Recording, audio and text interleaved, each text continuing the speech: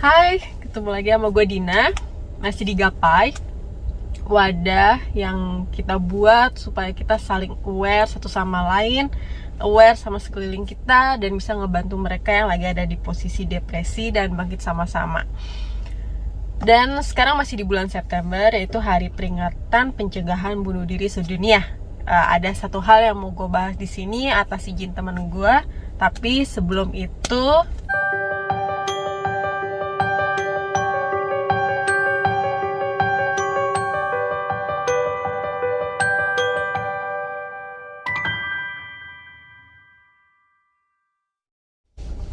oke, temen gue setuju untuk share pengalaman dia. Cuma di sini dia nggak mau disebutin namanya.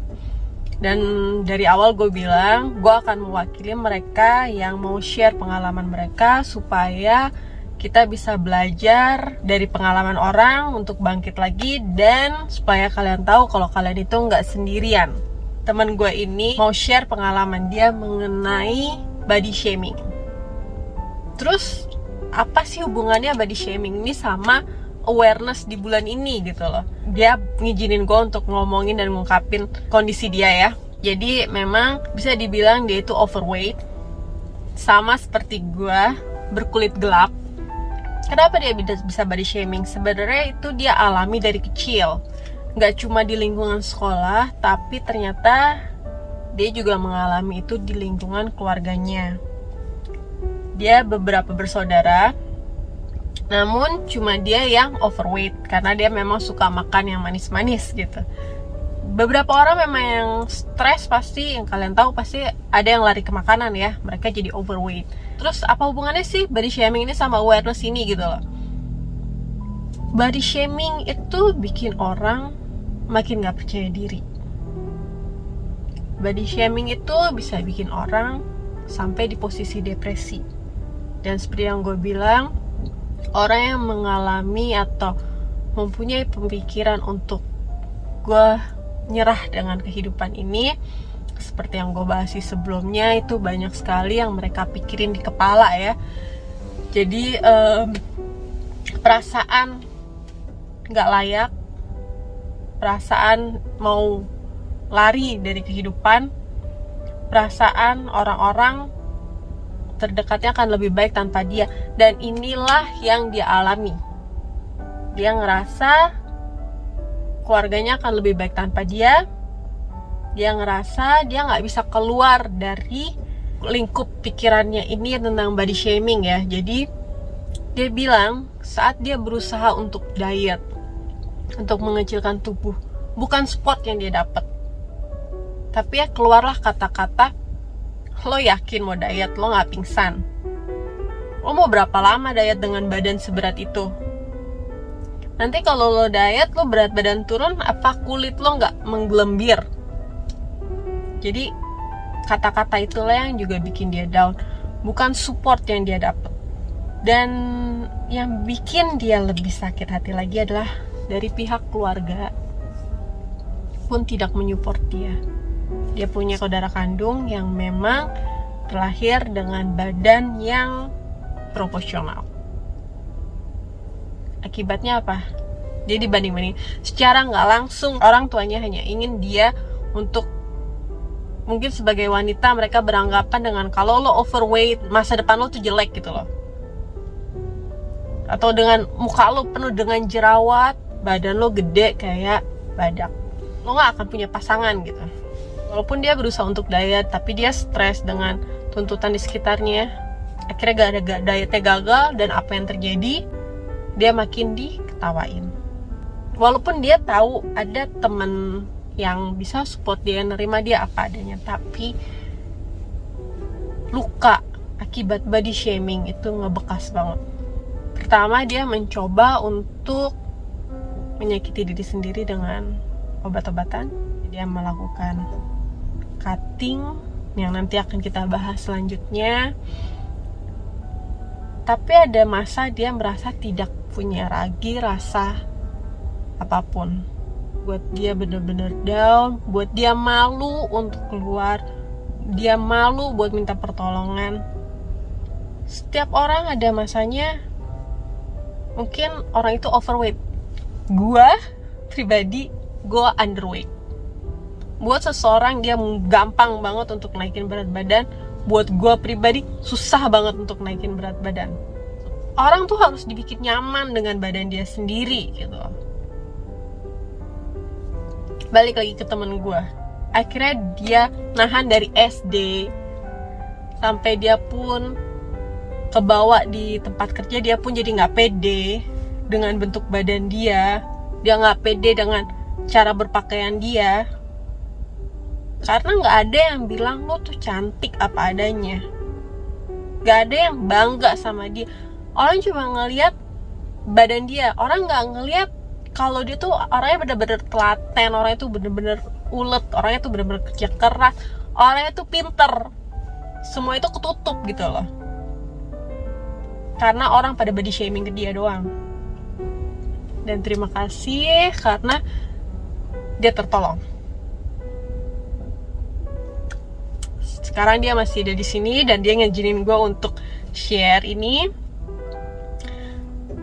Saat kejadian itu, barulah orang sekelilingnya sadar seberapa dia tersakiti selama ini. Dan gue masih banget bersyukur karena akhirnya mereka mulai mensupport dia, mulai terima dia apa adanya. Keluarga dan teman-temannya juga tahu satu sama lain gitu. Makanya gue bilang, please aware ke sekeliling lo. Luka batin itu sama kayak luka fisik. Mungkin lo bilang itu kata-kata lo cuma biasa doang. Oh, gendut banget sih lo, kurus banget sih lo. Tapi itu kata-kata biasa, tapi kita nggak tahu dalam kondisi apa dia seseorang itu denger. Apakah saat dia denger dia sedang ada masalah yang benar-benar bikin down, terus lu tiba-tiba ngomong itu nambahin luka yang bikin dia makin inget terus ya. Bulan ini bulan spesial banget, kita memperingati untuk pencegahan bunuh diri. Please ulurin tangan kalian, kasih telinga kalian buat dengerin sekeliling kalian yang mau curhat. Dengerin, jangan ngejudge, jangan positivity, jangan toxic positivity, jangan malah nganggep masalah seorang itu nggak ada apa-apa dibanding orang lain. Ingat, saat mereka butuh pertolongan, ulurin tangan kalian. Nanti kalau udah terlambat, kalian cuma bisa nyesel. Saat mereka minta pertolongan atau mereka mengungkapkan isi hatinya sampai mereka bosan untuk hidup, kalian cuma bilang, lo terlalu sensitif, lo kebanyakan drama, lo gak bersyukur, lo bikin perasaan gue gak enak.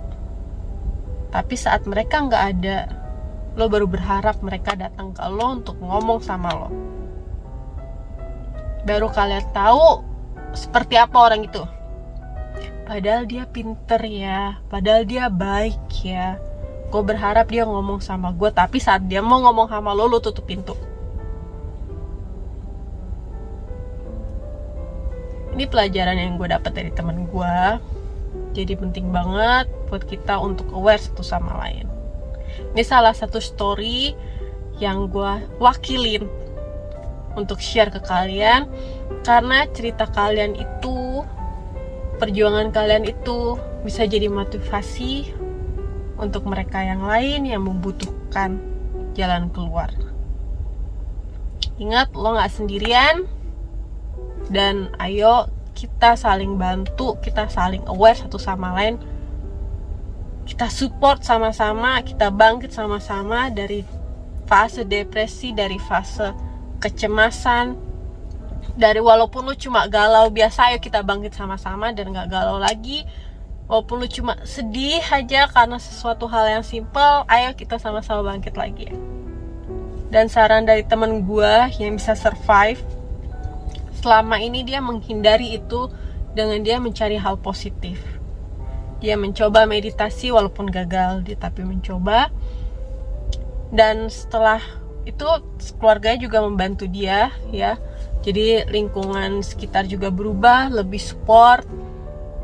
dia lebih ke mencari, karena dia memang sekalian mau diet, dia juga lebih ke olahraga untuk meningkatkan positivity-nya dia coba nulis jurnal juga, dan dia juga mencari pertolongan di luar ke ahlinya.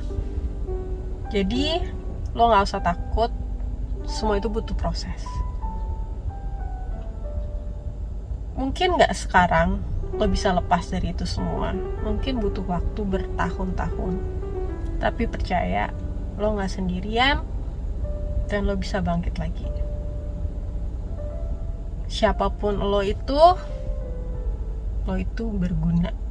Bukannya gak berguna, lo itu berguna. Kehadiran lo untuk seseorang itu sangat berharga. Dimanapun kondisi lo, pasti ada salah satu dari mereka yang bangga sama lo gitu loh.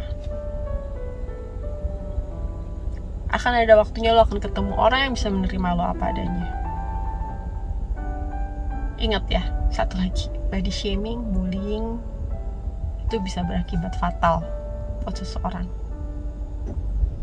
Mungkin gak kelihatan, mungkin orang yang lo ejekin itu masih bisa ketawa sama lo, tapi kita gak tahu gimana perasaan dia di dalam. Siapa tahu abis kalian hangout bareng-bareng, dia muntahin semua makanan yang abis kalian makan bareng-bareng saat sampai di rumah. Please stop body shaming, stop bullying, lebih aware lagi ke sekeliling kita. Tolong mereka, jangan pernah ngerendahin seseorang apapun kondisinya. Jangan nganggap lo lebih dari seseorang itu. Support mereka. Gapai, kita bangkit sama-sama, kita belajar sama-sama untuk lebih aware ke sekeliling kita. Dan gue di sini akan mewakili kalian untuk share salah satu cerita kayak gini. Dan gue makasih banget buat teman gue yang mau nge-share pengalaman dia, walaupun hanya sekilas karena dia gak mau terlalu detail. Tapi ini sebuah pengalaman yang pasti sangat berguna buat kita semua. Makasih, bye.